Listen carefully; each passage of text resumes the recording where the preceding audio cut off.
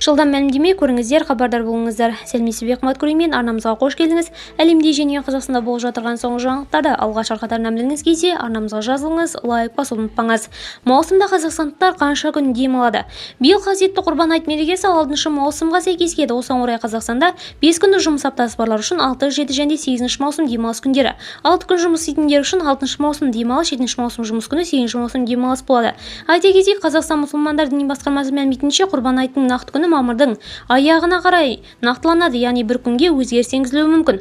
Құрбан айт туралы не белгілі? Құрбан айт мұсылмандар үшін маңызды мейрам. Ол ораза айттан кейін 70 күннен соң атап өтіледі. Бұл күндері мұсылман қауымы құрбан шалып, игі істермен айналысуға тырысады. Мереке 3 күнге созылады.